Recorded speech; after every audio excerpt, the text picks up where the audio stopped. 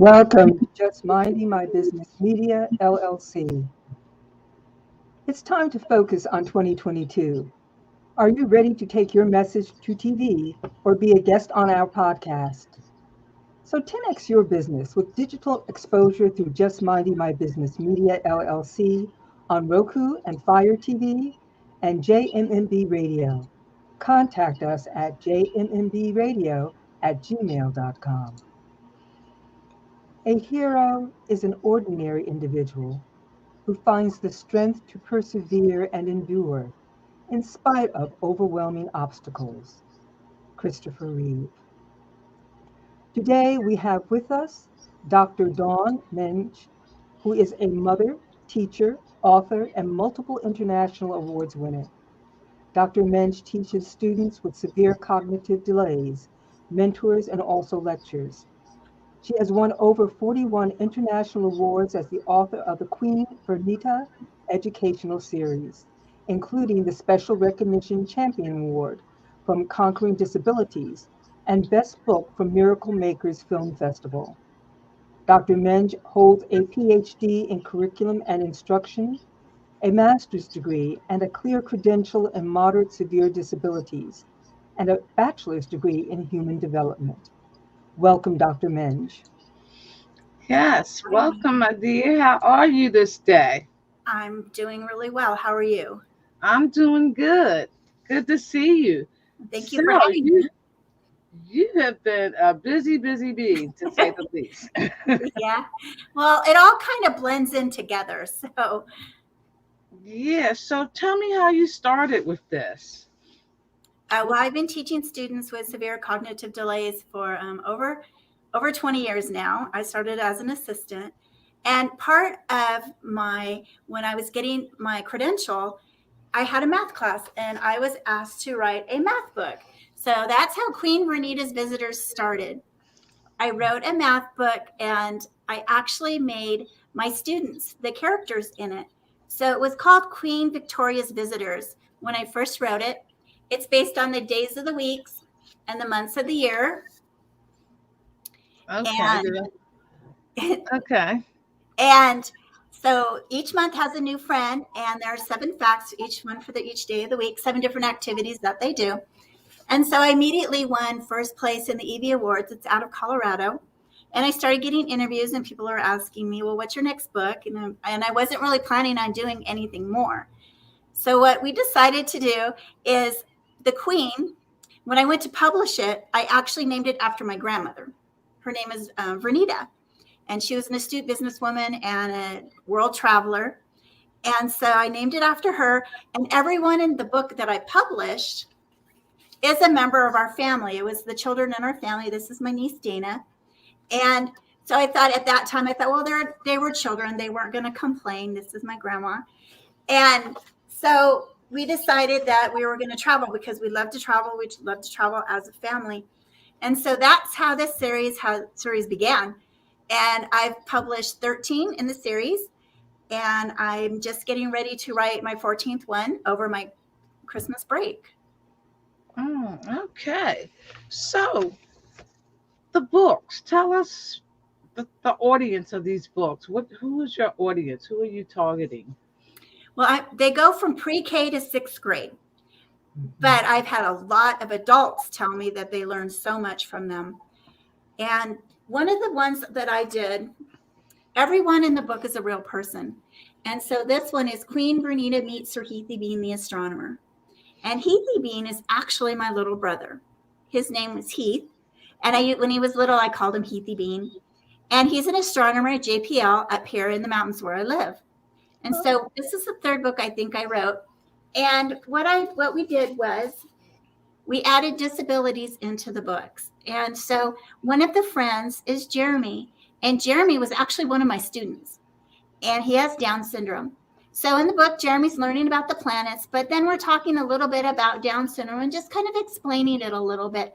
So the focus really isn't on the disability. It's on that the child is learning something and he has a disability.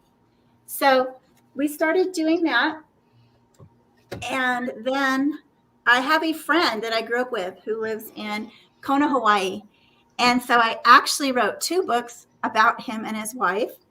And this is one that I wrote recently. It was published in 2019. And it's called Queen Vernita Conquers the Volcanic Islands. And in this, I added disabilities.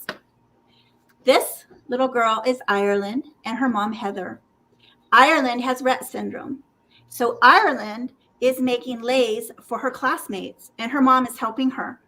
So there are 7 facts in here, just kind of talking a little bit about Rett syndrome and what it's like and why she needs help making the leis.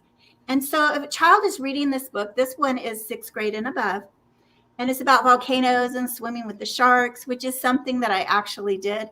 I used to do a lot of contests, and we won a trip from Stater Brothers, which is our local grocery store, to go to Oahu. So I flew my family there, and we went over to the North Shore and went swimming in a shark cage. So we went out about 10 miles, and I went in with the boys and the family first. And it was really exciting having all the sharks come up and come around us, and we kind of touched them a little bit. But my older daughter was still on the boat with my granddaughter, and she was feeding the sharks, so she got to see them jumping out of the water and all this, and so she wouldn't get in the shark cage. So I had done that first, I probably might not have gotten in the shark cage. So, but that is something that we did, and we just like to do a lot of adventures as a family. This was a picture of my son. We went to Tahiti, and we called it snoobling. You wear a big heavy helmet, and you go down about 10 feet. And we had bread, and we were feeding the fish. And so this was an actual picture of him. And my illustrations come from actual pictures of our adventures. Oh, But this one That is fabulous. Oh, I'm loving this. is my student. He was my student, Connor, and his dad. And so Connor and his dad are visiting the Volcanic National Park. And so they're teaching the Queen. They're all learning about volcanoes. But Connor is autistic, and he's nonverbal. So he has a communication device. So in here, he's telling the Queen why he has a communication device and how he uses it. And so a child who's reading this story, they're just reading along, and here they're learning about volcanoes, but they're also learning about autism. And they're learning that if there's a child on campus and they have a phone or an iPad, a lot of children are going to think, well, how come they get to, play games and I don't? How come they get to have their phone and I don't get to have it? Well, because they're using it to communicate. So it helps kind of introduce that for the children that are on campus or out in the community, or even adults who are reading this and they're working in the community and someone comes up and they're showing them this iPad. They don't know what to do with it. They don't know what it is. So now they're going to have a little bit of an idea of, oh, okay, this is what we're doing right now. And then they will focus on that and be able to communicate with the person who needs this. So the one thing I did, I actually kind of stopped counting at 40 for the awards that I've won. But something I did a couple of years ago, I was on Facebook and I saw an ad for a film festival. And I thought, I've never done that. And it was called Conquering Disabilities with Film. So I contacted the person in charge and I said, well, I don't have a screenplay or anything. Can I enter my books? And she said, sure. So if there are any authors out there, you can enter your books into film festivals. You don't have to have a screenplay, or you can enter your artwork, all sorts of things. So this is what I did. And I entered the Heathy Bean and the Volcanic Islands. And I actually won, the whole series actually won this award in July. I don't know if you can see it. Wow. Well, congratulations. It's a Special Recognition Champion Award for my whole series. I went to Las Vegas in July and went to a film festival. It was my first film festival. And it was really interesting. And there was about 15 different film festivals that were there, and they were showing the movies that won. And some of them were just so amazing. You would think they were just mainstream films. They were so good. And I actually entered some of my book trailers, and they were played on the big screen. So that was really exciting to see that. And part of what I started doing was entering my book trailers into international film festivals. And so one morning, I was getting ready for work, and they announced I had entered it in a film festival in Italy, and they were announcing the winners. And then all I recognized was my name because it was all in Italian. which I don't speak. But I'm like, oh, I won. It was just so exciting listening to this Italian saying that I had won. And so I actually won this award. It's a volcano. Oh, wow. How cute. Wow. And it's handmade, and they sent it to me. And so it's just extra special because, well, one, it's from Italy, and two, it's handmade. But I've just had some really interesting experiences doing this. Okay. So you said something about you teach. So tell us a little bit about the teaching that you do. Right now, I'm teaching students from 12 to 22. They have multiple disabilities in our classroom, so they have to be intellectually disabled. So, and then they usually have something else, a seizure disorder, they're visually impaired, they have autism or Down syndrome. And so I started as an assistant and I became a teacher, and I was really lucky. I got to keep the same students. I met them as an assistant in elementary school. And then when I became a teacher in junior high, I got a group of children and 2 assistants that were just amazing. And then we all stayed together as a group. We all went to the high school together, and we got to walk through the graduation and go to the prom and all of that. And then I actually had a classroom in the community. It was in a storefront, and my students worked in the community, and they rode the city bus to college, and they went to the restaurant class and got college credit. And we did just all sorts of really fun things. And then my students all grew up and they had to close the center. And then I was moved to a different school, and I kind of started over. But something that we did, it's called workability. And our students work in the community. Right now, my students are working in the CVS and the Walgreens by my school. And so I met someone I did an interview for, and she has this magazine. And so this was actually her first issue, I believe. And she let me write an article about my students. And then, these are my students. So James is putting the tags on ski hats. So there's a Mountain Hardware up here where I live. I live in a small mountain community. And they have been supporting our students for probably 14 years. And they give us things to do. We used to be able to work there until I moved. And they give us things to do. Like sometimes we put the stamps on the envelopes, or we put the stickers on the hats, the price tags. Now recently we're adding up receipts and doing that. And then they give us a $50 movie card. And so we get to go to the movies every month and see a movie. And so this is what they're doing here. And I'm explaining the program.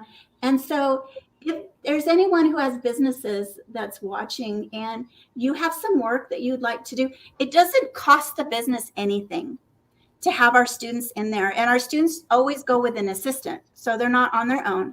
Mm-hmm. And they get paid through the program to work. And so you're teaching them to work. They love getting paychecks. You know, they learn to save their money. They learn to budget it. And it gives them really high self-esteem that they're earning their own money. But this is something that we do a lot of. Okay. And what magazine is that? I think I've seen that on Facebook. Prosperity. Yeah, it's called Prosperity Magazine. Oh, okay. I think I have seen that. I have to reach out to her. Yes. How did you know, Dawn, that this was something that you wanted to continue doing? When did you start recognizing that this was something that you were going to put your heart and soul into? Which one, the teaching or my books? Well, I mean, just the whole dealing with young people who have cognitive disorders. When did you? You know, I don't really know even how I really got started. I actually went and got my preschool credential. I was going to be a preschool teacher. And then I actually got a job at a preschool, and I got really sick, so I wasn't able to take the job. So I went back to junior college, and while I was taking junior college classes, part of the classes were you either volunteered or you worked, and you got college credit for it. Mm-hmm. So I had 2 little girls, and so my mom was a kindergarten teacher. She was a kindergarten teacher for over 20 years. Mm-hmm. So I was able to work in her classroom, and I took my little girls with me. And she taught me how to be a teacher. And so I just applied for one of the jobs, and I actually didn't take the job right away. I was kind of, because I didn't have any experience with special ed. Mm-hmm. And I finally did. And I had an amazing teacher that I worked with, and she really helped me. And then that was at a high school. So she taught me how to integrate our students and how important it was to have them within the community, the school community. And then I went to an elementary school, and she taught me a lot about patience and just dealing with our children, the children. And this is where I actually got the children that I got to work with the whole time. And this is just what I'm doing, and just adding the disabilities in my books. The parents they really appreciate the positive impact that the children have in the books.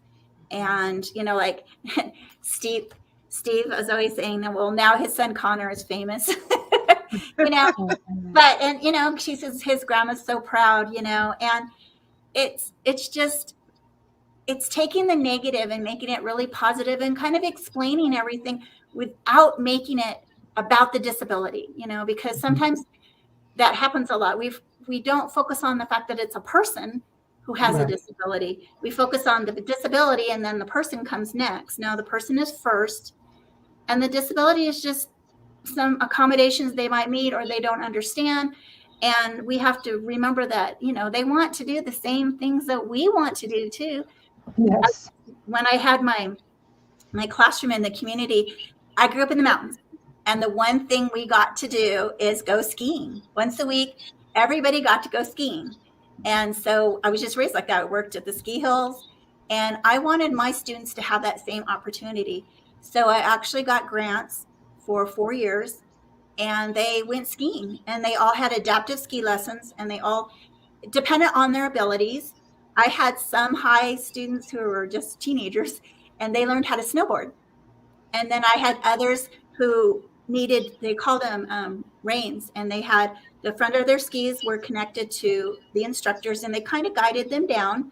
And so they learned how to ski that way. And the ones that had like a seizure disorder or were not strong enough to stand up, they actually got to sit in a sled, and they would take them down. So everybody got the opportunity to try this. And we did it for about 4 years. Wow. And we had a great time. But the one thing that I did, I always tell my students, well, you have to try it. You don't know if you don't like it if you don't try it. So I grew up skiing, and now everybody's snowboarding. And so they told me, how come you're not skiing with us when we're here? So I ended up taking snowboard lessons, and I did not do well, let me tell you. I went 6 feet the whole day. So I didn't do well, and they got to make fun of me. But, I had to do it too, since they were asking me, you're telling us we have to try new things. How come you aren't? So we did, but we had a great time. So. Yeah, you sound like you really, really enjoy what you do. Yes. You're very passionate about the kids. And how do they feel? What are their reactions in the different activities? Well, they loved the skiing. They of course love going to the movies. An example is we were going to go to work just the other day, and that we ride a bus that comes and picks us up at the school. It's a city bus, and then takes us. Well, for whatever reason, the bus wouldn't wait for my students, and they were coming outside, and the bus left. And I had one child who'd been asking all week, he wanted to go to CVS, and he keeps talking about money. And so I understand the concept. They're going to work to make money, and he wanted to go to work. And so the bus I don't know, they just left without the students. And so all day he was so upset. CVS money, CVS money. And he knows when he goes to work and helps, like with the hats, he's the one that's you can see his hand, that we get to go to Cinemark. So he's always Cinemark, field trip, he has autism. And so they understand that. I had another student who saved all of his money and bought brand new boots. And he was so thrilled and proud of himself that he had done that. And that's just why you're there. And luckily, when I was doing this with all of those students, I had a really good bond with the parents. And so that's why we got to go skiing. And something else we did, we had a business, and they would make these Christmas trees out of hangers. and put lights on them and garland, and we sold them. And so we got to go to all these really neat field trips. And one thing we did, and they earned all their own money, is we went swimming with the dolphins in SeaWorld. So they recycled and they did this business, and we all went down there, and almost all the parents went, and we put our wetsuits on, and we got inside the big pool where the dolphins were, and they got to pet the dolphins. And I even had a child that I was homeschooling. She got very sick and she was paralyzed. And so she had to work really, really hard with her OT therapist and her physical therapist so she could go. And so she actually went. They put her in a hoist and kind of hoisted her down into the pool. So she got to pet the dolphins, and her little sister came. And it's just that, having the parents just thank you and providing opportunities for their children that sometimes they don't know that it's even available, that they can even do it. So I have Yeah. a question. How do you brought up a good point. Many parents do not know the resources that are available to them. How can you tell our listening audience some of the best avenues to take if they find that their child is being left out of development? Because some of them are in special ed, but they sometimes need more. That's what I'm getting from you. They need more than just being classified as special ed. They need more. How do parents get that more for their children? Well, definitely if you're looking for what the school can provide, first is the teacher. And if that's not getting you what you need, the right answers for you, then you could go to the administration. You can call an IEP anytime. We have IEPs once a year, and it's a legal document. And we all agree on the goals. There's a team, and it matters who's on the team. There's always a teacher, there's always an administrator, and of course the parents. And if the child is over 16, the child can also come to the IEPs. And beyond that, it matters what services they have. If they need speech therapy, occupational therapy, physical therapy, we have adapted PE teachers. So if you think your child might need some extra service like OT or something, then you can ask for a referral, and then that specialty will assess the child. And we have something called, of course, it just is not the tip of my tongue right now, but we have resources in the community. It's called the Inland Regional Center here. So other places have the same kind of thing. And they start before school. I think it's 3. If your child is diagnosed like with autism, you can actually get resources from them. They're private, and they provide in-home care. They provide behavioral assistance. They provide people who will help with your child so you can go and do things. There's all sorts of things that they will come to the IEPs. And so if you have a child, you really want to get involved in that, because once the children leave public education, like they stay with us till their 22nd birthday. I'm not sure if all the states have the same mandates. I believe they do. Yes. Yeah. So after the 22nd, these organizations will pick up the child and provide a place for them to go, a center. And all of the centers are different. They range. You have children who are severely disabled, who are in wheelchairs and can't do a lot. They have programs for them so they can get out and do things. And then they go all the way up to the highest ones who can work. We have a warehouse where it's like a job. They have to go to the job. They have to show up. They can't miss. They have to work when they're there, and they get paid for being there all day. So dependent on the child. And that's one thing that we try to do when they're still in high school, is really teach them as much as we can, provide as many opportunities as we can, because the more we can expose them to, the more we can train them, the more they can get out in the community and work, or get out in the school, or academically hire, or learn to monitor their own behaviors. Then when they leave us, they're going to have more of an opportunity in a program that they get picked for. Okay.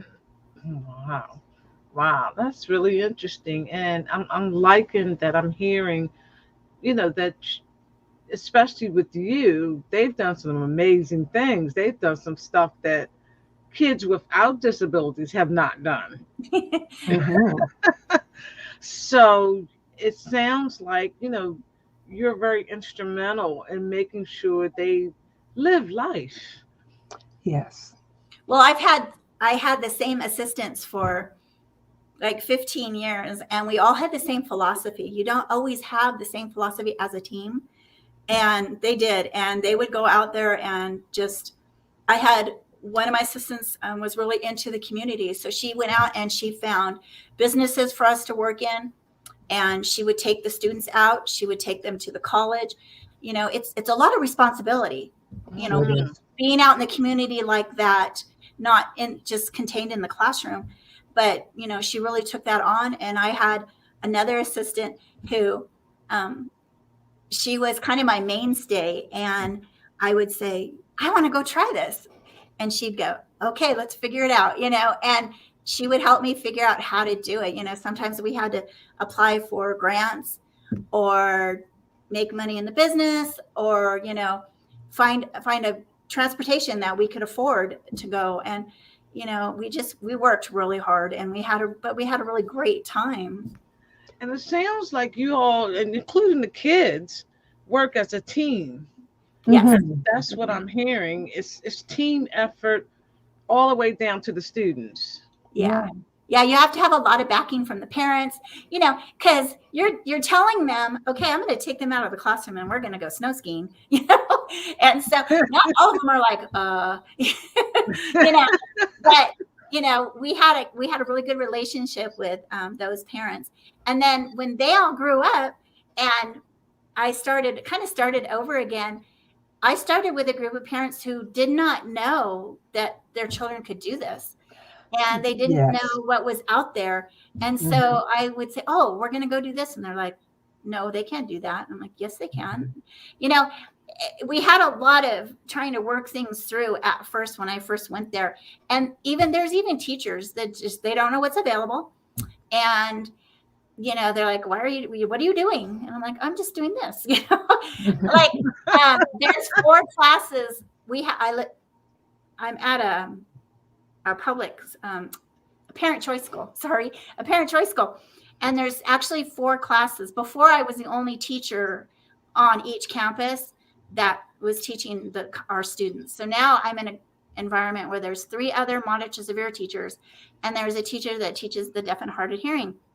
So we have Title Ones that come out of the Title I money, and I set up all these things for them, for all of the students in the quad.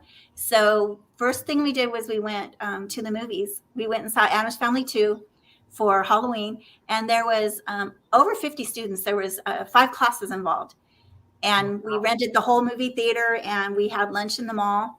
And so it's a really big responsibility, because you have True. students with all ranges trying to handle all of this.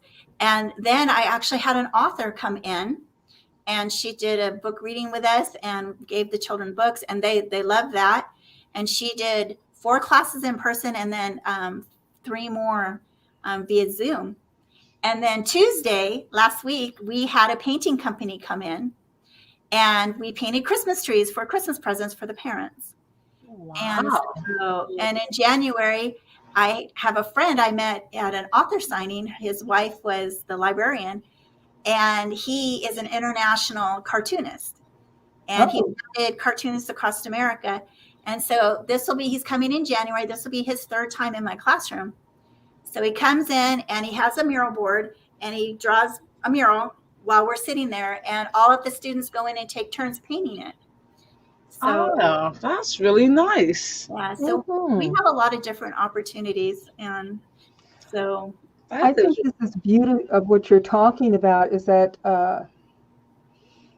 for many people, they don't recognize, you're right, they look at the disability, they don't see the person. And unless you've been, I consider it blessed to have known someone with a disability like autism, mhm, and then recognize the person that's there, recognize that they have a distinct personality, yes, Mhm. sense of humor, and sometimes they have amazing talents and gifts, which no one would know because people are looking at the disability instead of the person. Yeah. instead of, instead of the person.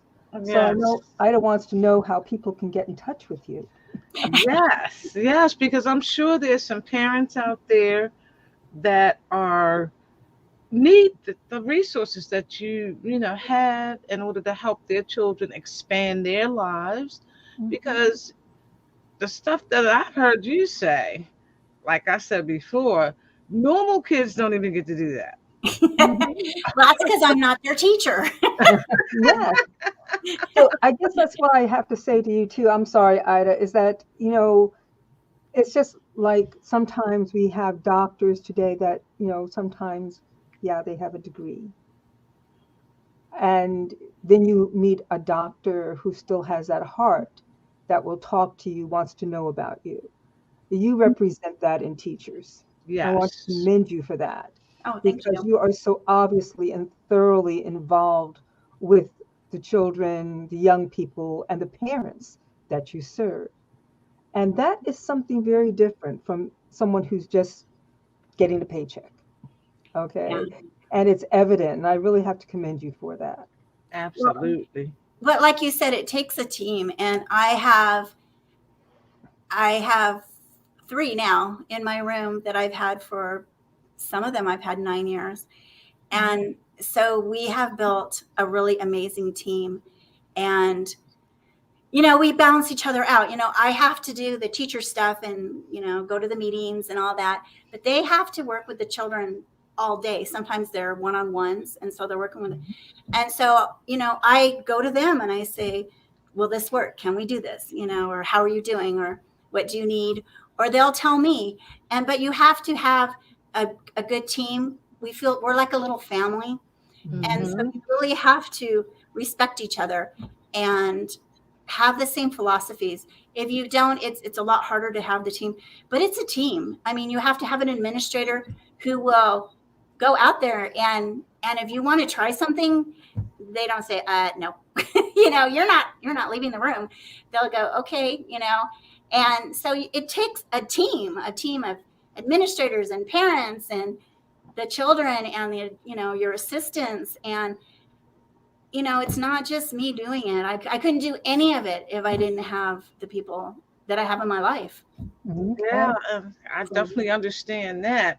But at the same time, your energy and your genuine passion to make sure that these kids experience all that they can, Mm-hmm. regardless of their disability. It shines all over you. Yes. well, I'm the kind of person that if somebody tells me I can't do something, I probably will go do it.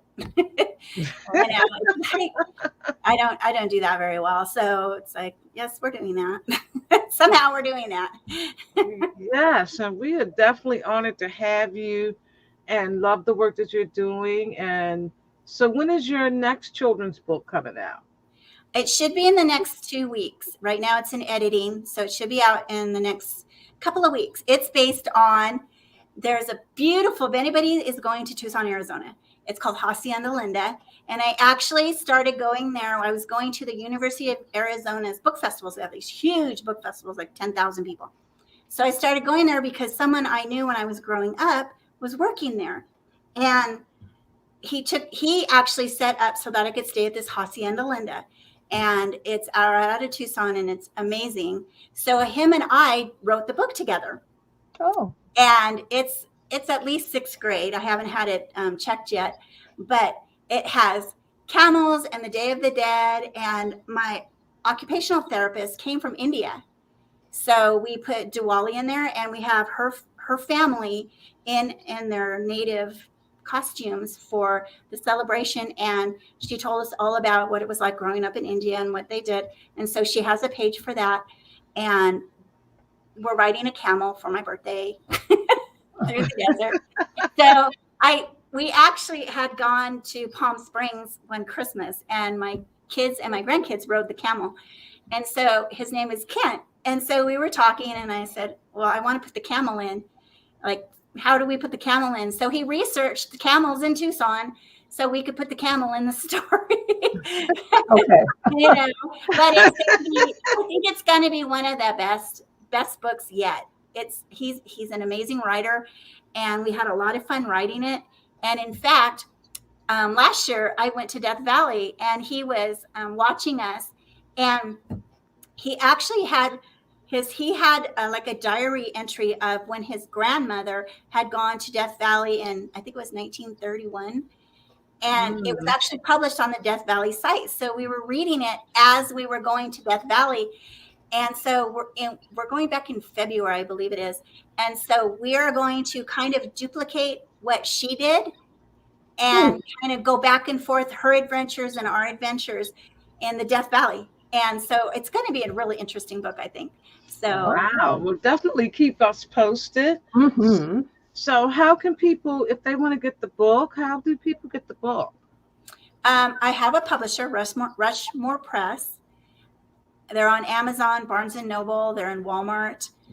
They're all online. You just Google my name or Queen Vernita, and they will all come up. There's 13 published. And I'm on Facebook, Dawn Menge 1, Instagram, Dawn Menge, and Twitter, Queen Vernita. And you can contact me if you'd like an author signed copy. You can contact me. Or if you have a question about what level would be great for your child, because they do go from pre-K to 6th, 7th grade. So depending on what you're looking for, then you could contact me and I could kind of guide you a little bit. Now, I have one other question for you. Do you, in terms of schools, does your books go into different schools for disabled kids? The books are not written for disabled kids. Normally they're too high for the children to read it. They're more for general ed, but they are used. I have a friend who's a teacher in Washington, and he teaches the Somalian refugees. He actually works in a factory where he teaches them, the refugees, and they're adults, but he teaches them English and he teaches them how to work. And so he uses my books for them. And he just a month and a half ago, I believe, I sent him a new batch of books, and he was telling me about one of the readers, and she spoke Spanish. And so she started with the Queen Vernita's Visitors, and he was telling me how she was decoding the words and looking things up. And so pretty soon she became fluent with it, and she was taking it home and reading it with her grandchildren. Oh. And it was like, that's just so amazing. So I sent him more books. That now we're teaching, the books are teaching generations of people how to read and to have adventures. I did an interview with someone, I believe they were in St. Louis. And before the interview, he was talking to his friend about me. And she was actually checking my books out of the library with her son and had been reading them. And she actually got a second job so that she could take him traveling. And I'm like, I didn't even know they were in St. Louis, But to know that I'm influencing someone like that, it's just amazing. And our speech therapist actually came from Africa. And her family members were teachers. So she took sets of my books and passed them out. And I got a video of a little girl who lived, I'm not sure where she lived in Africa, but she was reading, let's see if I can find it. She was reading, I have one on Alaska, and she was reading it. It's this one. She was reading it to her classmates on her birthday. And she sent me the video, and that is my favorite video of all time, And when I started this, that was not in a thought that I would have, that my books would be on the other side of the world, helping children learn to read. Awesome. Awesome. That was not on my list. Usually that's how it works. You start doing what you love, and next thing you know, what you love starts to support people around the globe in many different ways. So thank you for your passion, and thank you for doing what you do. It is definitely, yes, absolutely. And we will definitely be back to go over your next book that's coming out again in 2 weeks. It should be in a couple of weeks. It's in editing. So depending on how soon, and I'll have my co-author on with me too when we do that. Oh, that Yeah. would be Oh, lovely. okay. Yeah, we'll definitely love that. But you are definitely impacting the world through children, and that's amazing. That is so amazing. Thank you. You just never know the No, gift you that never you know. have. That's what I tell people. When I started this, I didn't know about marketing or anything. I was just going to publish my book. I didn't think about doing book signings or book readings and I actually started, I just called this, I first published in 2008. So it was a lot easier to get into the libraries. You could just call up and say, I have a book. Can I come during story time? And they would let you come. And the first ones we did, my grandma actually came with us. And so the very first summer, I think I did like 13 libraries all through the summer. And my mom was in the back seat one time when we were driving. She goes, "We need a craft." And I'm like, "We need a craft." So we made these crowns out of construction paper and I'm still using them. And the kids love them. If I go to an event, you can see there all these little crowns walking around the event, and even the boys, you think the boys wouldn't like doing it, but they love doing it. They put stickers on it, they have crayons, all sorts of stuff. And it's just a lot of fun. Wow. Wow. So this has been amazing, very different to say Hmm. the least, but definitely impacting the world is impacting the world. And you're doing it. Well, I just had this book and I have one. This is we go camping every year at Halama Beach. I actually just turned these into screenplays. My Oh, publisher has someone at Netflix that was interested in looking at them, so we made screenplays out of them. And oh. Awesome. now I have screenplays to enter into the film festivals, which I've been doing. And so we'll see. Maybe someday something you'll So see it. this is on Netflix, you said? We're pitching it to Netflix. Oh, okay. So They let were us interested in know. looking at it. So first we had to have the screenplays written. And so that's all done. And so we will see. Okay, Okay. well, I'll definitely put my blessings out there for that. Thank you. But thank you so, so much, Dr. Menz. This has been definitely informing and very different for us, to say the least. We do a lot of authors, but Hmm. we haven't done a children's author as extensive as your with the work that you do. So we are definitely honored to have you in our space. Well, thank you for having me and being able to share all my adventures. Absolutely, Thank absolutely. you. Thank you.